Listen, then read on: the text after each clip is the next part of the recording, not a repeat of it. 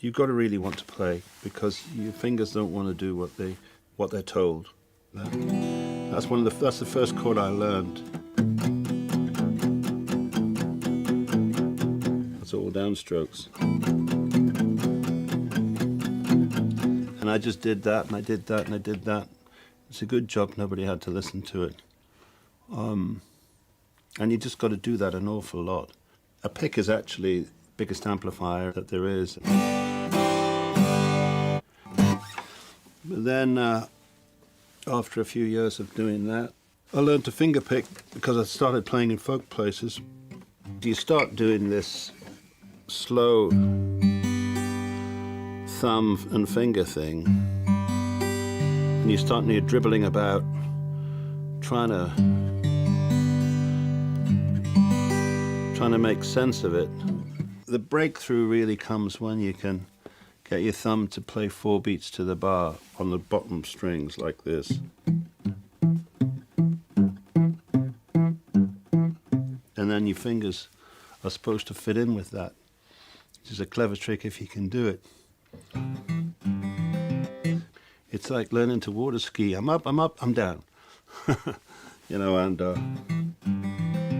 but once you start to be able to pick a little tune out in a chord, get the rhythm going, and you can just hold a chord with the left hand, like a C chord there, and you can go, which sounds quite a lot, really. It's kind of impressive, considering the fact your left hand's not doing anything, it's just holding this chord. And then the idea is that you can go on developing that, and then maybe you pick out a little bit of a tune at the same time, so you're accompanying yourself.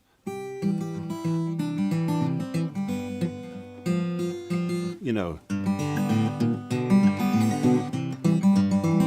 And so pretty soon you're starting to get quite rhythmic, and it gets so that you're playing a little bit more like a barrel house piano player or something.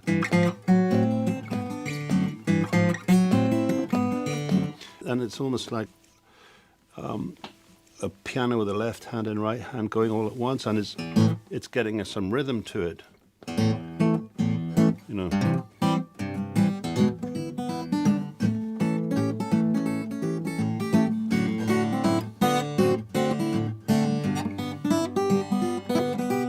You're picking up single notes and playing chords as well.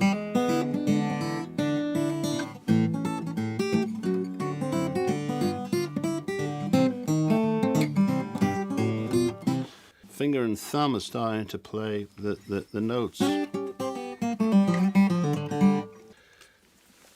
And you could do it much better with a pick. You can actually do it faster and louder with a pick, but I'd just be doing this with my finger and thumb. So everybody develops their own way of playing if you play enough. And finger and thumb sort of falling over each other. And I would write songs the way I write songs now, most of the time just on an acoustic guitar. But the first time I got a Fender Stratocaster, it was after I'd got Dire Straits going, and it was my lust object as a child. And when I heard the sound of it, when I wrote Sultans of Swing, for instance, I'd written it on an acoustic guitar, and it was different. You know, the sound of the strings together and the tonality of the guitar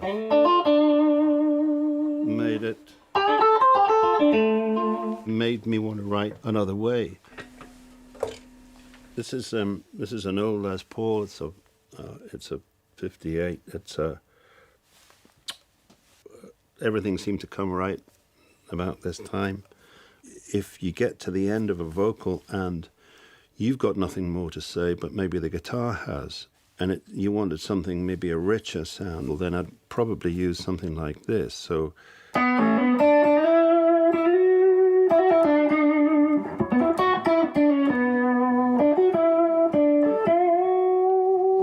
that thicker tone, you know, with a Strata would be slightly different. With Sultans of Swing or something like that, you need a kind of a thinner sound, because a lot of the time I'm playing, I'm vibrating, say, 3 strings at once. And it's quite nice to have the little choir effect of the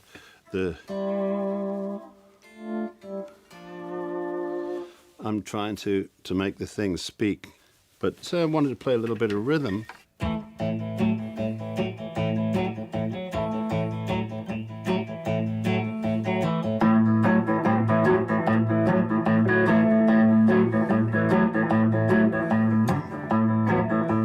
So it's got a different, it's more of a gut bucket thing. The Gibson had sort of double strength, if you like. Pickups are called humbucking pickups, and they enabled you to get a lot more power. There'd be more filth in the and overdrive in the sound. So it'd be.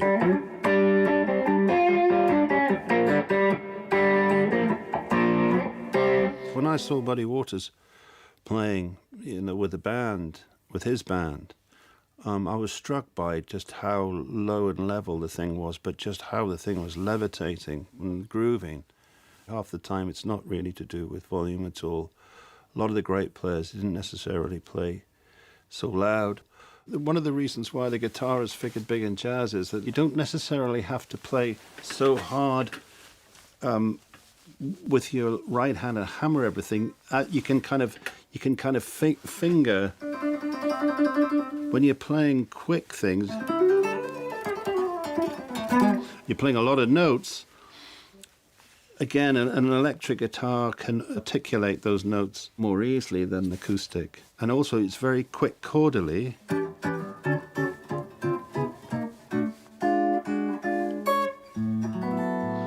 It's actually very easy.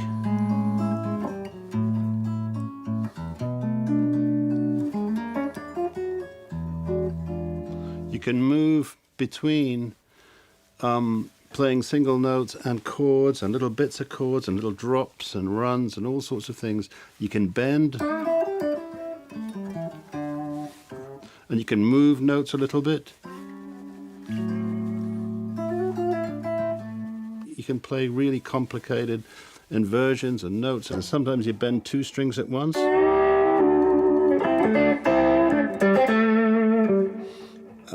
And you're imitating other sounds that you might be imitating. I use a little pedal to swell a note in like it's being bowed.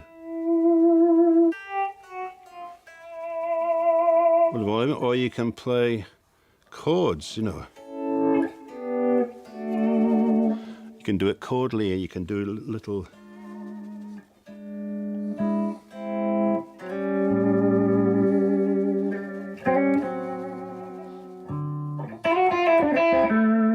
It's really flexible and endless fun for young and old. In this case, old. Normally when I'd be at home, most of the time I'll play on an acoustic guitar because it's just such a beautiful, friendly thing. Great instrument for a songwriter. You just play them and they sound good.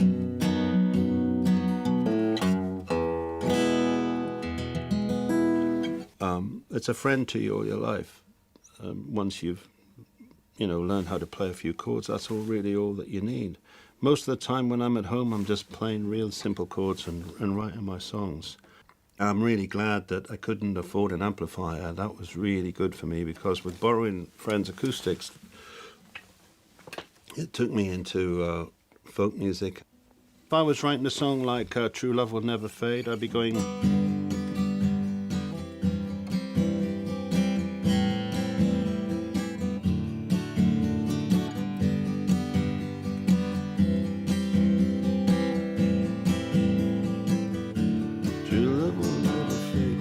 And it would probably come from sitting with a flat top guitar like this. This thing is more about finger picking.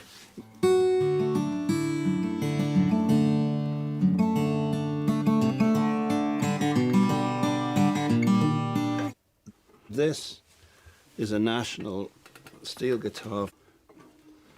One day I was playing around on this and came up with Romeo and Juliet, just because of the nature of the guitar.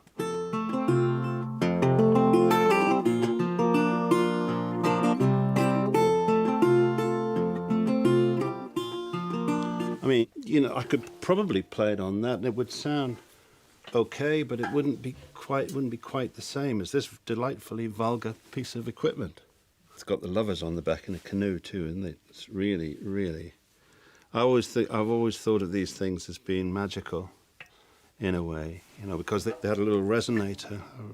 It's like a speaker that's held down by the bridge, and funnily enough, it records really well. It's actually made it on a lot of records that I've made. This thing, it tends to come out a little bit somewhere between a guitar and a piano. And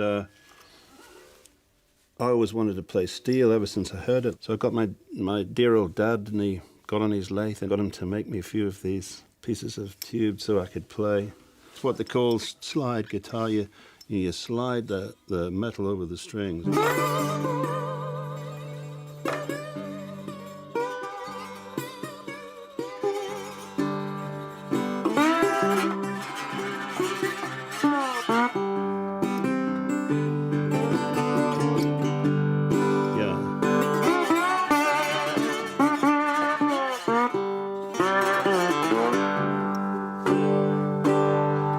If you hit these things hard, they're loud.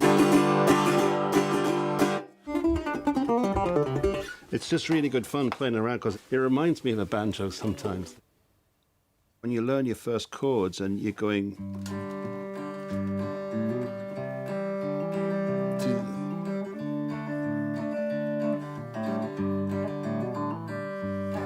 That's a very basic kind of... That's your one chord. And here's your four chord. And your five chord. The same chords in the B in a blues.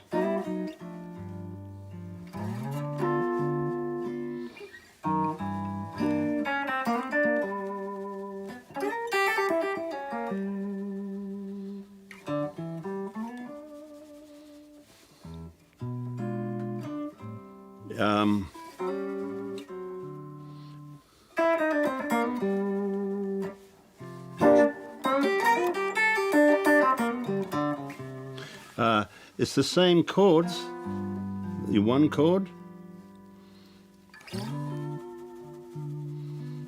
and then the bit that would be that. It'd be the same thing.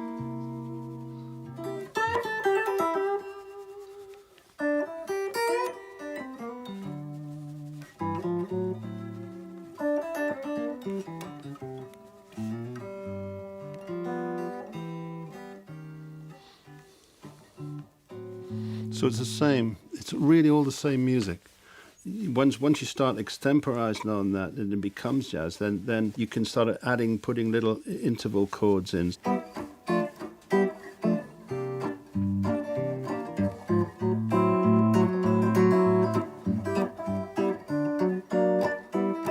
And so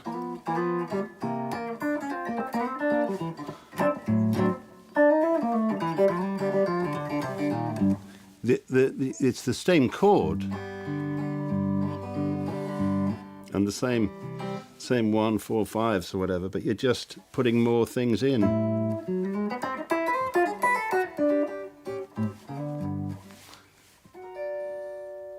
Some of those great players that work in the professional area, they like when they get together, they like to play that kind of thing. It's not really my music, and it's not really something that I spend much time doing. And I'm much more likely myself to be doing this. That's my thing.